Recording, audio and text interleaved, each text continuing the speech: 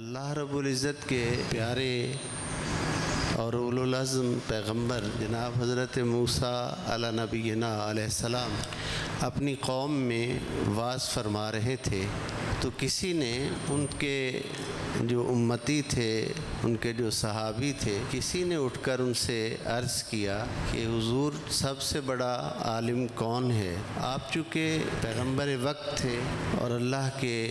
اولو العزم رسولوں میں سے ایک رسول تھے، آپ نے فرمایا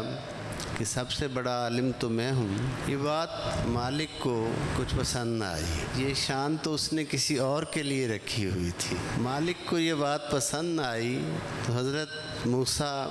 علی نبینا علیہ السلام کو حکم ہوا کہ موسیٰ یہ کیا کہہ دیا؟ ہماری کائنات تو بہت وسیع ہے اور ہماری اس کائنات میں بہت سے لوگ ہیں جو اپنے اپنے حصے کی ڈیوٹیاں دے رہے ہیں، اپنے اپنے حصے کا کام کر رہے ہیں۔ اب ذرا اللہ رب العزت کے مقبول اور پسندیدہ جو لوگ ہیں، جو ہستیاں ہیں، ان کی سوچ دیکھیے کہ وہ بات تو ہو گئی جو انہوں نے کہی تھی، منہ سے نکلی ہوئی بات تو واپس نہیں آ سکتی، لیکن انہوں نے جب دیکھا کہ میرا مالک پسند نہیں کرتا تو مفسرین الزام فرماتے ہیں کہ فوراً اس بات پہ توبہ کی، اپنے پروردگار کو راضی کیا اور کہا باری تعالیٰ وہ جو تیرے بندے ہیں جن کو تو بہت زیادہ تو نے مختلف ڈیوٹیاں سر انجام دے رکھی ہیں اور جنہیں علم سے نواز رکھا ہے، میں چاہتا ہوں کہ میں ان لوگوں سے ملوں۔ حضرت موسیٰ علیہ السلام کو حکم ہوا کہ اگر آپ ایسا کرنا چاہتے ہیں تو پھر سمندر کے کنارے کنارے چلیں اور جہاں جا کر دو سمندر آپس میں ملیں،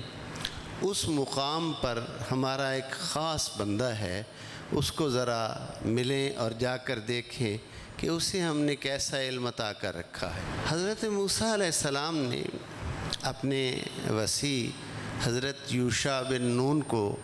حکم دیا کہ سفر کی تیاری کرو۔ انہوں نے تیاری کی سفر کی اور راستے میں کھانے کے لیے ایک مچھلی کو فرائی کیا، روسٹ کیا اور اس کو سفر کے سامان کے تھیلے میں ڈال لیا اور سمندر کے کنارے چل پڑے۔ کافی سفر طے کرنے کے بعد حضرت موسیٰ علیہ السلام نے اپنے رفیق سفر سے فرمایا کہ میں تھوڑا آرام کرنا چاہتا ہوں، سفر بہت طویل ہو گیا۔ چنانچہ جناب موسیٰ علیہ نبینا علیہ السلام اس مقام پر لیٹ گئے اور لیٹنے کے بعد، آرام کرنے کے بعد حضرت یوشع بن نون ان کی خدمت میں بیداری کے ساتھ حاضری دیتے رہے کہ اللہ کے اولو العزم رسول کی خدمت کا موقع ملا تھا۔ کچھ دیر بعد جناب حضرت کلیم بیدار ہوئے اور بیدار ہونے کے بعد سفر کا پھر آغاز کیا۔ تھوڑا آگے گئے تو انہوں نے حضرت یوشع سے فرمایا کہ وہ ہمارا کھانا لاؤ۔ حضرت یوشع بن نون نے فوراً ادب کے ساتھ معافی چاہی، معذرت کی اور کہا حضور میں عرض کرنا بھول گیا، جہاں آپ آرام فرما رہے تھے وہ جو مچھلی ہم نے راستے میں کھانے کے لیے تل کے فرائی کر کے رکھی تھی، وہ مچھلی وہاں اچانک تھیلے سے زندہ ہو کر پانی میں کود گئی۔ حضرت موسیٰ علیہ السلام نے فرمایا کہ وہی تو جگہ تھی اس بندے کے ملنے کی۔ سورہ کہف کی آیت نمبر 60 سے لے کر آیت نمبر 82 تک 23 آیات میں اس مضمون کو بیان کیا گیا ہے، اور 61 نمبر آیت میں وہ مچھلی کے زندہ ہونے کا جو جواب ہے حضرت یوشع بن نون کا، وہ ذکر کیا گیا ہے۔ جو آیت مبارکہ میں نے بطور موضوع تلاوت کی، یہ سورہ کہف کی آیت نمبر 65 ہے۔ فوجد عبدا من عبادنا، پس انہوں نے پا لیا ہمارے بندوں میں سے ایک بندہ کو، آتیناہ رحمتا من عندنا، جسے ہم نے اپنی رحمت خاص سے کچھ حصہ عطا کر رکھا ہے، وعلمناہ من لدنا علما، اور جسے ہم نے علم لدنی یعنی علم باطن اور علم الاسرار میں سے کچھ علم عطا کیا ہے۔ حضرت موسیٰ علی نبینا علیہ السلام کے ذمے ڈیوٹی یہ ہے کہ جو ان پر وحی آتی ہے وہ اس وحی کو تورات کے جو احکامات ان پر نازل کیے گئے ہیں وہ ان احکامات کے مطابق اپنی امت بنی اسرائیل کی تربیت کریں، ان سے ان احکامات پر عمل کروائیں اور ان کو اللہ رب العزت کی بارگاہ اقدس میں ان پروردگار عالم وحدہ لا شریک کے اطاعت گزار بندے بنائیں۔ حضرت موسیٰ علیہ نبینا علیہ السلام نبی اور رسول ہیں۔ اب اللہ تعالیٰ نے کیونکہ انہوں نے یہ پسند کیا اور چاہا کہ میں تیرے ان خاص بندوں سے ملنا چاہتا ہوں جن بندوں کو تو نے کوئی اور ڈیوٹیاں، کوئی خاص کام جن کے ذمہ لگایا ہوا ہے، تو یہ ایک دونوں ڈیوٹیاں جو ہیں یہ بالکل مختلف ہیں۔ یعنی ایک شخصیت کے ذمے اللہ کی اطاعت، اللہ کی بندگی، لوگوں کا قلب و باطن، ظاہر و باطن سنوارنا، ایک شخصیت کے ذمے تکوینی امور کے اس کائنات کے نظام کو کیسے چلانا ہے، وہ اس کا رب جیسے اسے حکم دیتا ہے وہ اس طریقے سے اس نظام کو چلاتے ہیں، اپنے رب کے حکم کی پیروی کرتے ہیں۔ اور قرآن حکیم کی سورہ کہف کی اس آیت نمبر 61 نے یہ واضح کیا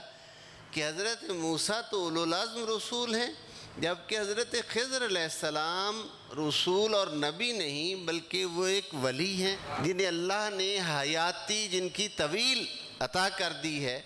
دراز عمر عطا فرمائی ہے، اور پانی کا نظام اور کائنات کے دیگر جو مخفی نظام ہیں جو عام لوگوں کی سمجھ سے بالا تر ہیں، وہ نظام ان کے ذمے ہیں۔ نظام قدرت، وہ اس کی ڈیوٹی وہ سر انجام دے رہے ہیں۔ وہ نبی نہیں ہیں، رسول نہیں ہیں، وہ ولی ہیں، لیکن